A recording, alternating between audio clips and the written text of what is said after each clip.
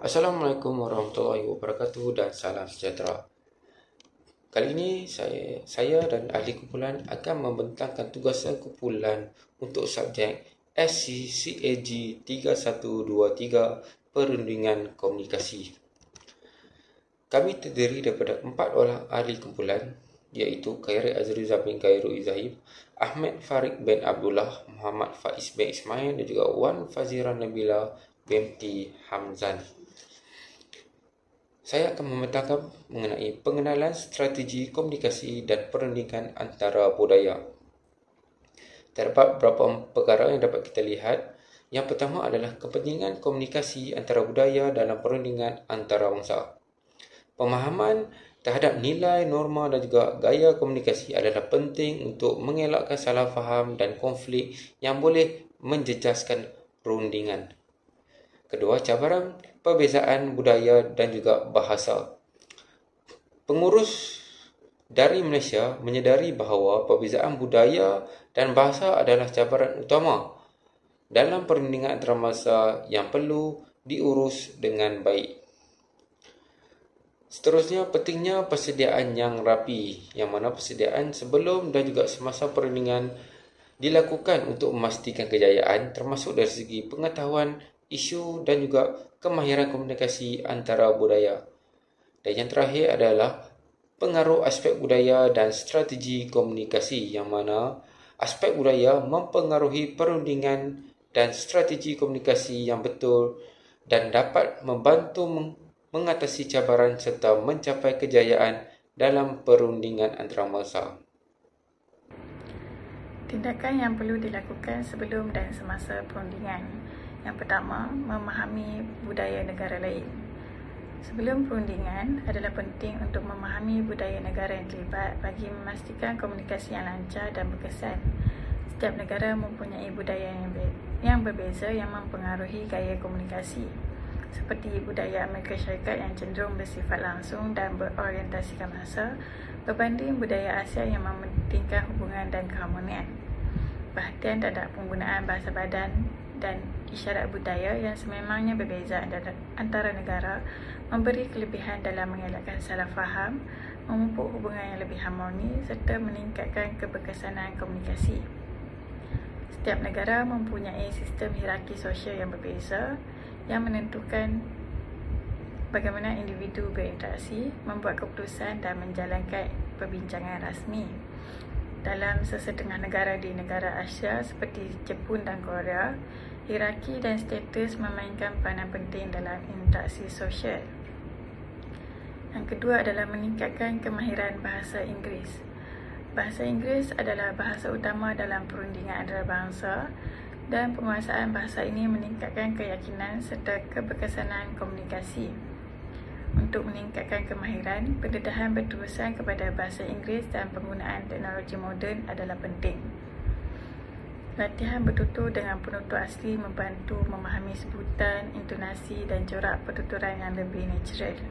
Selain itu, memahami perbezaan antara bahasa Inggeris yang digunakan oleh British dan Amerika juga penting untuk menyesuaikan komunikasi mengikut audiens. Dengan memperbaiki kemahiran ini, kami dapat berkomunikasi dengan lebih lancar dan mengelakkan salah faham.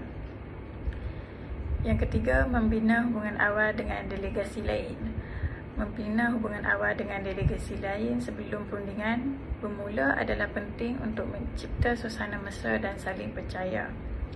Strategi ini membantu memahami latar belakang budaya dan jangkaan pihak lain serta mengurangkan ketegangan. Teknologi seperti Zoom atau email boleh digunakan untuk memulakan komunikasi awal, menunjukkan minat terhadap budaya pihak lain seperti mempelajari frasa asas atau bertanya tentang tradisi, dapat meningkatkan rasa hormat dan kepercayaan delegasi lain terhadap kami. Selain itu, interaksi tidak formal seperti jamuan makan juga memainkan peranan penting dalam memperkuat hubungan, mengurang ketegangan dan memudahkan perundingan. Pendekatan perundingan. Terdapat 3 pendekatan dalam strategi komunikasi dan perundingan antara budaya. Pertama, pendekatan berasaskan kepentingan bersama. Kedua, pendekatan berasaskan prinsip.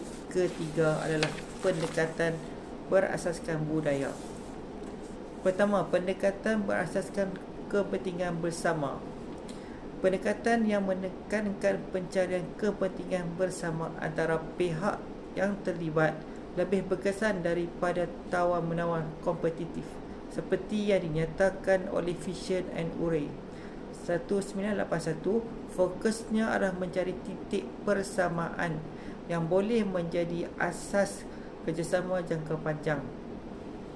Mengelakkan konflik yang tidak perlu, pendekatan ini juga memerlukan pemikiran kreatif untuk mencari penyelesaian yang saling menguntungkan seperti cadangan kerjasama dalam projek bersama. Menurut Raifa 1982, komunikasi jelas dan terbuka penting agar semua pihak memahami dan menyokong kepentingan bersama, meningkatkan kerjasama dan mencapai keputusan memuaskan semua pihak.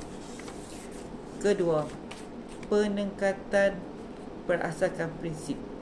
Pendekatan berasaskan prinsip dalam perundingan menekankan keadilan, objektiviti dan penyelesaian berdasarkan nilai serta asas rasional yang dipersetujui bersama.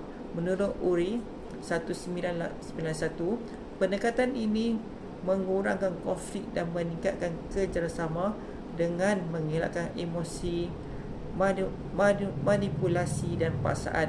Perundingan yang berfokus pada prinsip menghasilkan keputusan yang adil dan mapan serta mewujudkan kerjasama yang kukuh. Keterusan dalam proses seperti yang disarankan oleh Fisher dan Urey 1981 meningkatkan kepercayaan dan rasionaliti dan memastikan kebesaran perundingan dan membina kepercayaan antara pihak-pihak terlibat. Ketiga, pendekatan berasaskan budaya. Pendekatan berasaskan budaya dalam perundingan menekankan kepentingan memahami dan menghormati perbezaan budaya untuk mencapai komunikasi yang berkesan dan persetujuan yang memuaskan semua pihak. Setiap negara mempunyai nilai dan norma berbeza yang mempengaruhi gaya perundingan mereka. Menyesuaikan gaya komunikasi mengikut budaya delegasi lain seperti lebih formal dengan Jepun atau terus diterang dengan Amerika Syarikat adalah penting. Fleksibiliti dalam strategi perundingan dapat memastikan kepentingan semua pihak diambil kira, contohnya melalui pendekatan win-win negotiation, menghormati budaya pihak lain seperti mengelakkan isu sensitif, mendapat mengurangkan konflik dan meningkatkan kerjasama. Seterusnya kita akan lihat strategi komunikasi yang berkesan. Yang pertama ialah menggunakan komunikasi langsung dan jelas. Penggunaan komunikasi yang langsung dan jelas adalah elemen penting untuk memastikan mesej yang disampaikan tidak disalah tafsir serta memudahkan proses perbincangan itu dilakukan. Komunikasi langsung merujuk kepada penyampaian maklumat secara terus tanpa elemen yang berbelit atau samar, bagi memastikan kefahaman yang lebih baik dalam kalangan pihak yang terlibat. Komunikasi yang jelas boleh meningkatkan pemahaman dan mengurangkan konflik. Di samping itu, perlu juga untuk memastikan bahawa komunikasi kami mengambil kira tentang konteks budaya. Sebagai contoh, di negara-negara Asia, komunikasi tidak langsung sering digunakan untuk mengelakkan konflik. Dengan menggunakan komunikasi yang jelas dan sesuai dengan budaya, kami dapat mengelakkan salah faham dan meningkatkan keberkesanan perundingan. Seterusnya, yang kedua ialah menggunakan pendekatan kolaboratif. Pendekatan kolaboratif merujuk kepada usaha semua pihak untuk mencapai penyelesaian yang saling menguntungkan dengan menekankan aspek kerjasama dan pencarian penyelesaian bersama. Pendekatan ini boleh meningkatkan hubungan dan kepuasan antara pihak-pihak yang terlibat. Kami perlu menggalakkan dialog terbuka, mendengar pandangan delegasi lain dan bekerjasama untuk mencapai keputusan yang saling menguntungkan. Pendekatan ini juga memerlukan kami bersikap terbuka dan fleksibel dalam proses perundingan.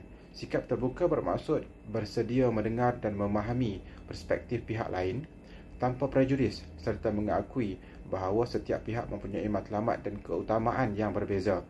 Manakala fleksibiliti itu pula bermaksud kami menyesuaikan pendekatan mengikut situasi dan keperluan semasa. Kedua-dua sikap ini bukan saja dapat memudahkan pencapaian persetujuan yang saling menguntungkan, malah juga dapat mengurangkan risiko konflik yang tidak produktif. Kami juga perlu memastikan bahawa semua pihak merasa dihargai dan didengar dalam proses perundingan bagi mewujudkan suasana perbincangan yang konstruktif dan saling menghormati. Suasana yang positif dapat memudahkan pencapaian persetujuan yang memuaskan semua pihak, mengurangkan konflik dan meningkatkan tahap kepercayaan antara kami dan juga perunding. Seterusnya, yang ketiga ialah menggunakan teknologi komunikasi moden. Seperti mana yang kita sedia maklum, dalam era globalisasi yang semakin pesat membangun ini, penggunaan teknologi komunikasi moden menjadi sangat penting dalam memastikan kelancaran perundingan, terutama dalam konteks perundingan antarabangsa yang melibatkan pelbagai pihak dan pelbagai lokasi. Kemajuan teknologi telah memungkinkan komunikasi yang lebih cekap, pantas dan kos efektif melalui platform digital. Teknologi komunikasi moden seperti video conference dan platform digital dalam talian boleh memudahkan komunikasi antara delegasi. Teknologi juga boleh membantu kami mengumpul dan berkongsi maklumat dengan lebih cepat dan efisien, sekaligus meningkatkan ketepatan serta keberkesanan dalam proses perundingan. Sebagai contoh, penggunaan platform pengurusan dokumen seperti platform Google Drive atau SharePoint membolehkan semua pihak berkepentingan mengakses dan mengemaskini dokumen secara serentak serta dapat mengurangkan risiko kesilapan akibat versi dokumen yang berbeza. Di samping itu, teknologi juga membantu kami mengatasi masalah geografi dan masa, terutamanya dalam konteks perundingan antarabangsa yang melibatkan pelbagai pihak dari lokasi yang berbeza. Sebagai contoh, jika terdapat perbezaan zon waktu, kami boleh menggunakan teknologi untuk menjadualkan mesyuarat maya yang sesuai untuk semua pihak. Perisian penjadualan pintar seperti Doodles dan Microsoft Outlook Calendar dapat membantu dalam menyusun jadual mesyuarat yang sesuai untuk semua pihak, mengurangkan risiko pertembungan jadual serta memastikan kehadiran maksimum semasa sesi perundingan. Dengan menggunakan teknologi komunikasi moden, perundingan menjadi lebih inklusif dan cekap, membolehkan semua pihak mengambil bahagian secara aktif tanpa terikat dengan kekangan masa dan juga geografi. Kesimpulan yang dapat dibuat pada tajuk ini adalah perundingan antarabangsa memerlukan persediaan yang teliti dan strategi komunikasi yang berkesan untuk mengatasi cabaran budaya, memahami budaya, meningkatkan kemahiran bahasa Inggeris dan membina hubungan awal, membantu menyesuaikan diri dalam perundingan. Pendekatan berasaskan kepentingan bersama, prinsip dan juga budaya serta komunikasi dengan jelas, kooperatif dan moden meningkatkan keberkesanan perundingan. Kejayaan bukan hanya bergantung kepada hasil, tetapi juga pada cara mencapai dengan integriti dan juga kerjasama. Sekian, terima kasih.